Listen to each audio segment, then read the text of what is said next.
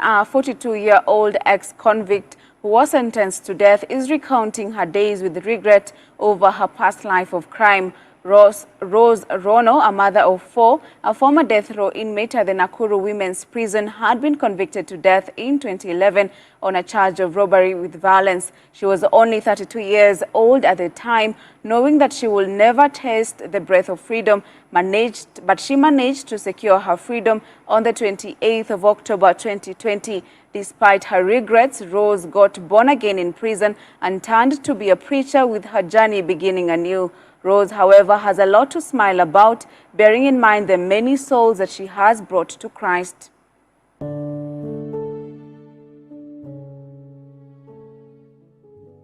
Rose Rono was convicted to death for robbery with violence, a crime that she was taught by her friends after facing numerous challenges, among them school fees for her children.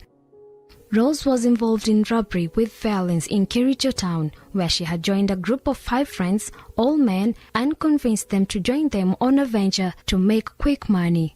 They pulled a heist on a business person in a retail shop in Kericho town, but their attempt to flee kilometers away was cut short by police officers who were hunting after them. The gang descended on the 5 men, who died instantly, and Rose was shot on her leg and left in the hands of an angry mob who wanted to lynch her. Na kutoka hapo nikaenda hospitali, nikafanywa first aid Kericho, nikaletwa mpaka Nakuru. Baada ya hapo nikapelekwa koti, nikasomewa mashtaka na nikapelekwa mpaka Kericho prison, nikiwa hali mbaya ama hali mahututi. Nikaweza kusurvive mahali pale nikiwa na vidonda, na nikakaa. Baadaye nikapelekwa referral hospital, nikatibiwa huko na nikaweza kuwa afadhali, lakini nilikuwa bado prison. Nililala chini for 3 years bila kuamuka, na nikaendelea nikiwa hivyo na kesi.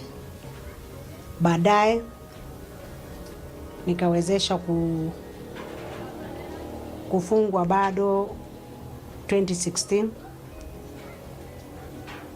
nikafungwa condemn ambapo inaitwa death sentence. Joining the new world, literally she looked back in utter disbelief. The last time she was a free person was during the former President Mwai Kibaki's regime. Nikaendelea kwa matibabu, niking'ang'ana na kesi, na kwa miaka 5 nikaweza sasa kufungwa hiyo death sentence, ambapo bado mimi ni mgonjwa na bado mimi ni mfungwa. She tells us of the kind of life she had to experience while in prison, memories she says will stay in her forever. Unapewa cell. Ukipewa hiyo cell, kuna sheria ya hiyo cell. Unaota jua for 10 minutes, na nilikaa kwa hiyo room for 2 years nikiota jua for 10 minutes, nikirudi kwa nyumba. Ukitolewa leo for 10 minutes mpaka kesho. So niliweza kuishi hapo peke yangu, nikiwa namuomba Mungu tu, na nikaanza sasa kuingiwa na roho, yani na roho wa Mungu, nikaanza kukua tu nikimtafuta Mungu zaidi.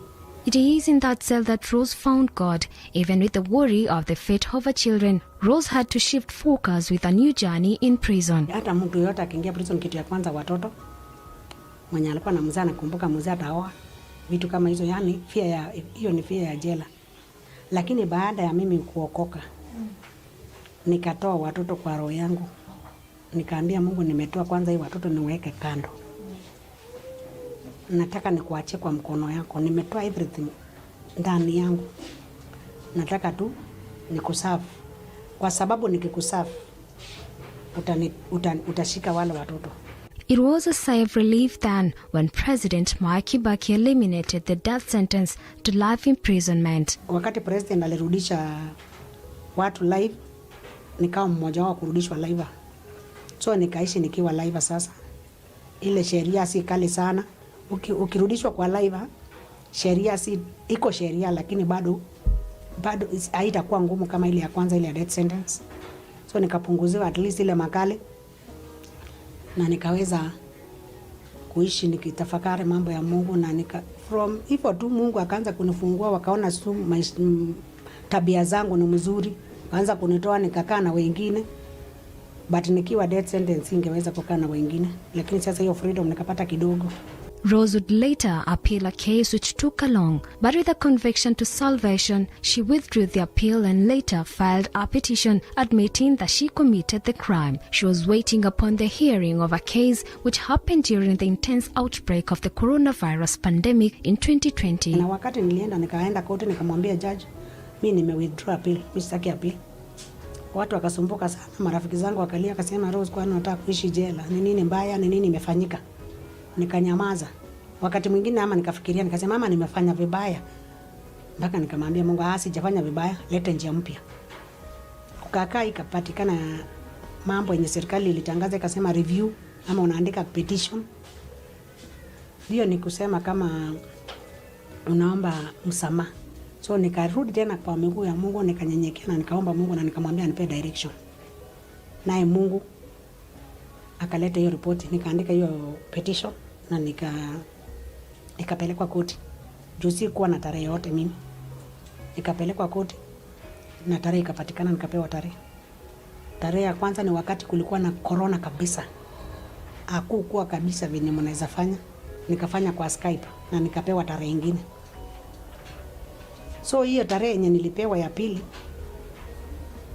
ilifanya niende koti sasa juu nilikuwa natakikana kotini. What transpired during the hearing is what Rose described as favor from the above. Wakati nilienda pale, instead nisomewe hiyo file juu ilikuwa kubwa sana. Aliweza kuona hizo vitu, hiyo makaratasi, ajua akaniuliza, pastor, nimeona wewe ni pastor. Nikamwambia Akaniambia, na sasa? Akaangalia tu file kidogo alafu akaniambia, sasa pastor, unataka nitolee neno katika Yeremia.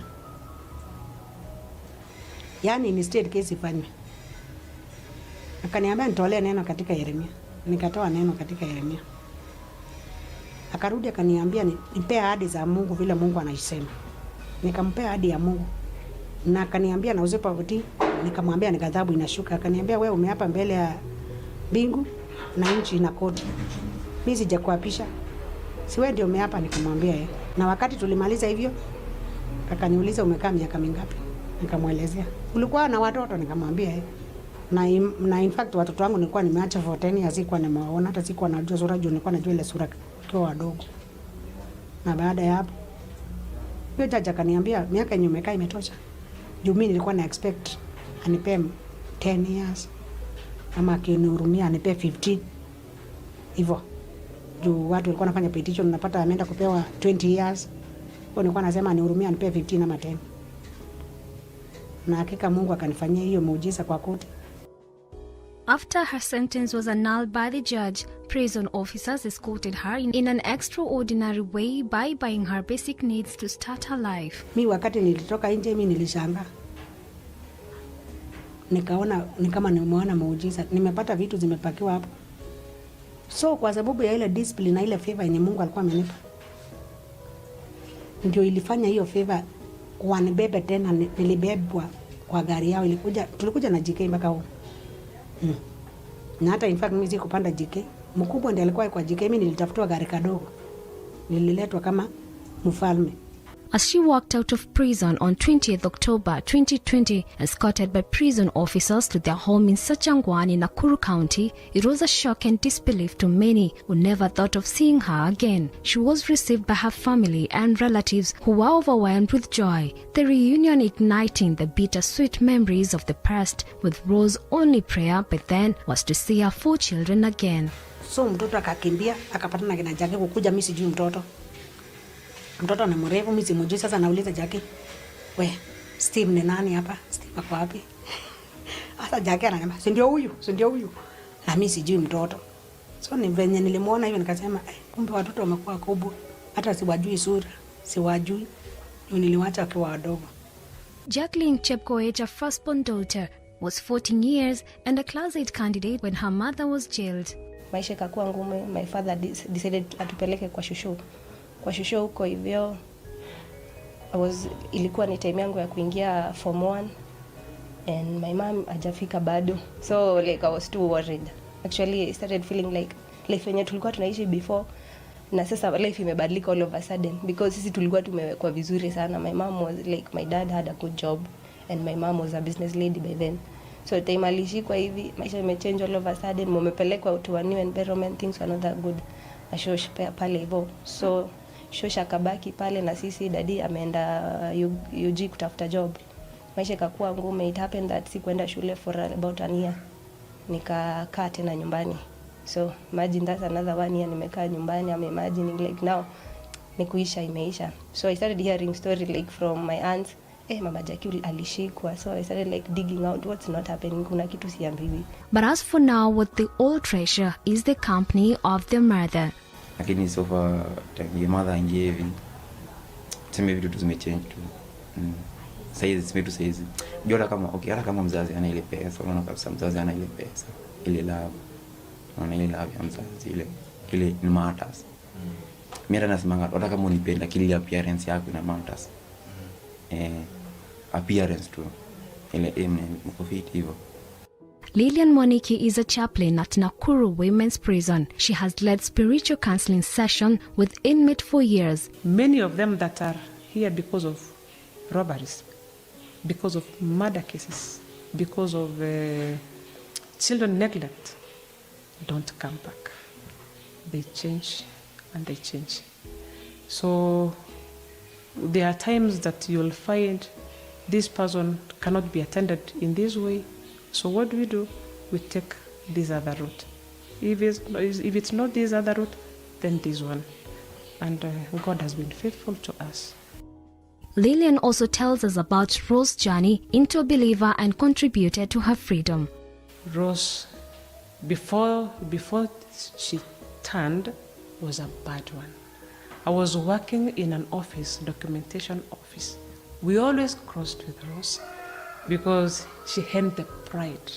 Remember, it's someone who has now the crunch. I want to revenge. I remember one statement she told me one day, nikitoka nje ule askari nitampata. And it remained in my heart. I thank God because the journey has been seen through by God. The reintegration that she was given from Kericho, it's because she had changed. And they used to call her pastor. And after getting out of prison, we've still been communicating. It is not that easy to keep in touch with an inmate who was in prison, and still you have that willing heart of reaching this person, because not all of them change. Sio kwa sababu najisifia, yani namwambia mwenyewe apokee sifa na utukufu kwa sababu sio mimi. Ile kibali Mungu ananipea yenyewe. Hiyo story hata nikisema inamaliza hata mwaka. For now, Rose lives in Nakuru town with her 4 children where she leads a quiet life. Dolly Mirigi, Hope TV from Nakuru County.